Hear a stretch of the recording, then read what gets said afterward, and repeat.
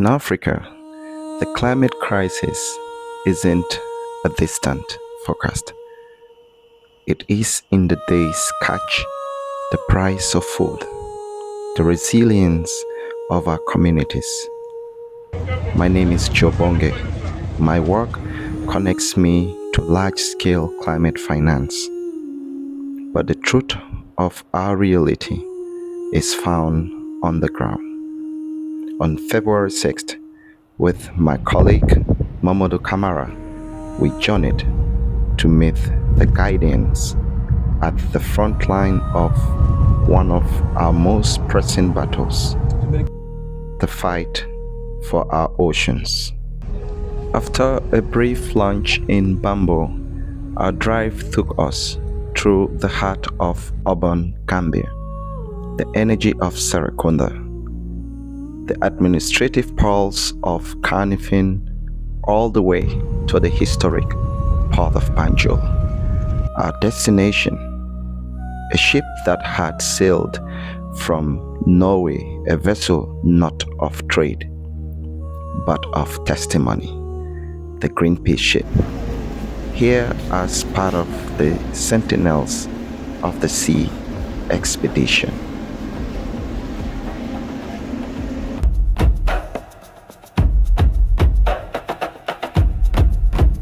Upon arrival, you could feel a buzz of anticipation. This was an open boat event, a bridge between a global movement and the local community. People from all walks of life, young, old, fishers, students, were all here. We were all boarding a bus, a short ride, to where the real conversation was docked. Welcome to Banjul. As you can see, we are now on boarding the Greenpeace coach, or the bus perhaps, and we've been given the Greenpeace brochure to have an idea of what we're expecting in the ship as well. So it's quite very interesting to see different race, different people, on board, to actually see what's happening down in the ship. Right, we are now at the docking site of the Greenpeace ship, and we're about to explore what is inside the ship.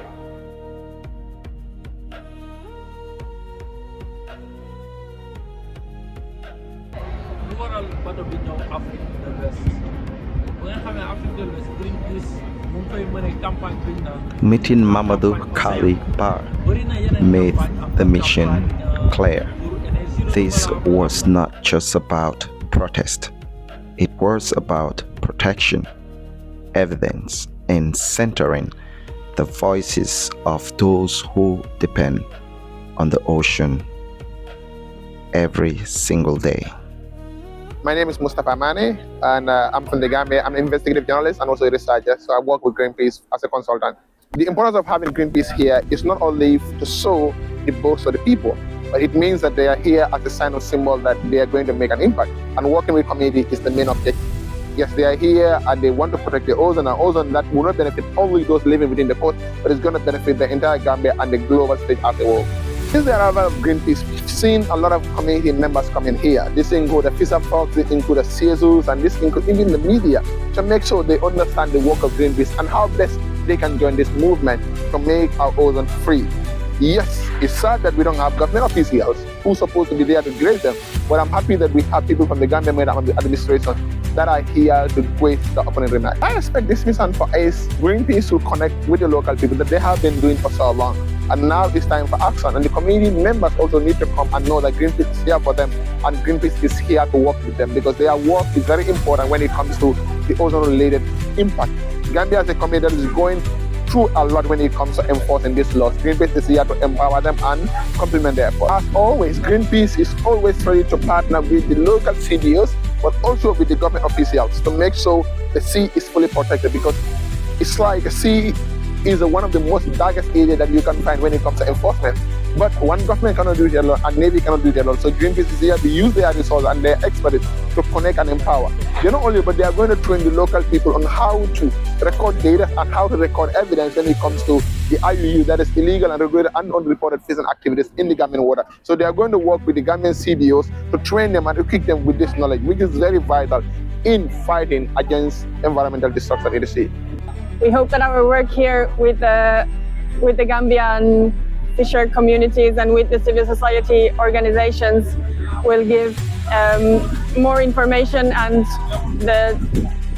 tools for the local community to help protect their waters that they are on every day and that the waters that they know best, and also for the Gambia to safeguard their oceans for the future generations. The Oceans team, and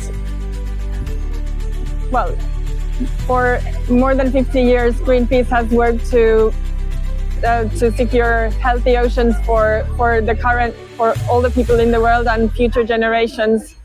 And we are here in West Africa to work with local fisher communities, calling for their rights to be part of decision making that affect their lives and livelihoods, and to call for attention for the new Global Ocean Treaty that just entered into force, that gives tools for governments to protect areas out in the high seas, in the open ocean. And we think there is a great opportunity for the Western African governments to advocate for a fully protected ocean sanctuary in the southern Atlantic. And all this can help create a network of ocean sanctuaries covering all the oceans around the world to make sure that our oceans are full of life also in the decades to come.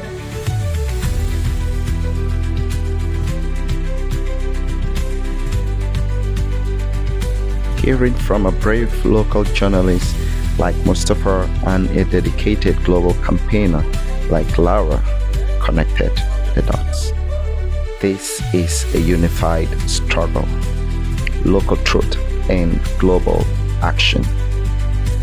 As Dr. Olikater, Executive Director of Greenpeace Africa, stated, coastal communities are not the cause of the crisis.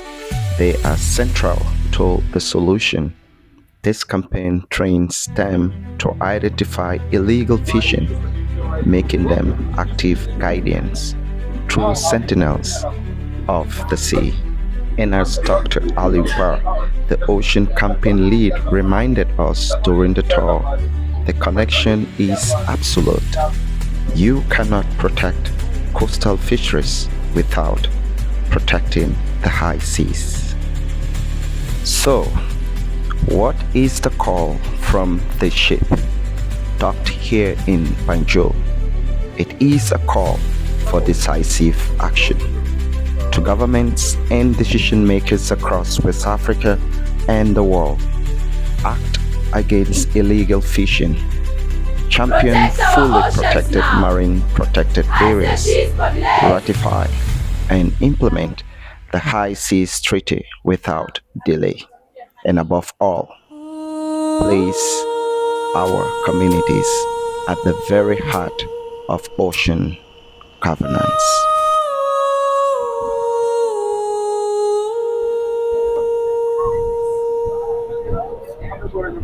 Leaving the ship, I carried with me not just information, but conviction that the solutions exist, that from the local activism of the Gambia to the global negotiations of the World Bank and United Nations, our roles are interconnected.